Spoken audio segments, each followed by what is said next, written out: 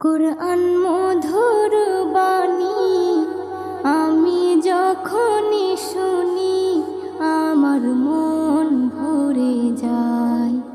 কুরআন মধুর বাণী আমি যখনই শুনি আমার মন ভরে যায়। শোনো মুমিন মুসলমান, পড়ে দেখো না কুরআন, কত শান্তি পাওয়া যায়। কুরআন